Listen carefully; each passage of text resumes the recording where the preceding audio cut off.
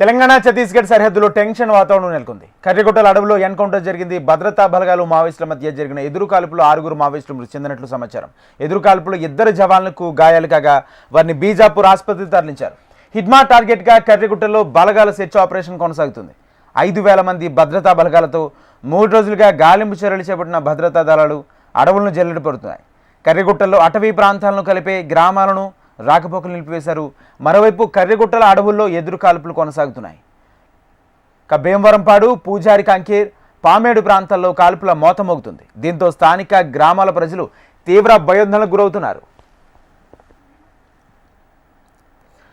ఇదిలా ఉండే తెలంగాణ ఛత్తీస్గఢ్ సరిహద్దులోని కర్రిగుట్టలో జరుగుతున్న ఆపరేషన్తో తెలంగాణ పోలీసులకు సంబంధం లేదన్నారు వరంగల్ జిల్లా multi zone IG Chandrashekar Reddy. కేంద్ర బలగాలు ఛత్తీస్గఢ్ పోలీసుల పర్యవేక్షణలో ఆపరేషన్ కర్రిగుట్టలో జరుగుతుందన్నారు. అలాగే అక్కడ జరిగిన ఎన్కౌంటర్కు సంబంధించి తమకు ఎలాంటి సమాచారం కూడా లేదన్నారు చంద్రశేఖర్.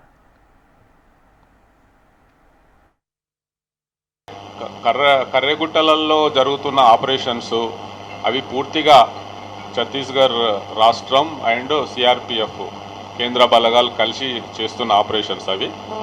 అందులో తెలంగాణ పోలీసు ఎట్లాంటి ప్రమేయం లేదు, అందులో ఏమాత్రం ఇన్వాల్వ్ లేదు, అఫీషియల్గా ఎట్లాంటిది లేదు మేము.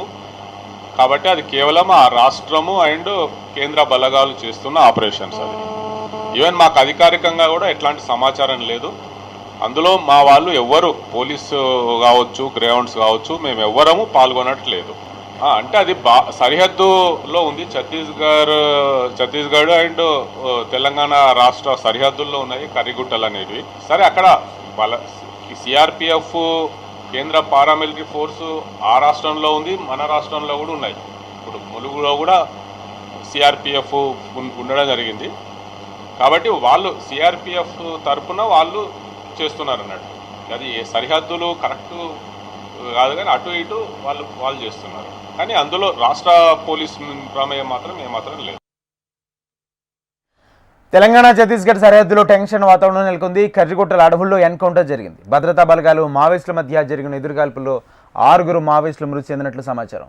ఎదురుకాల్పులో 2 జవాన్లకు గాయాలు కాగా వారిని బీజాపూర్ ఆసుపత్రికి తరలించారు. హిడ్మా టార్గెట్గా కర్రిగుట్టలో బలగాల సెర్చ్ ఆపరేషన్ కొనసాగుతుంది.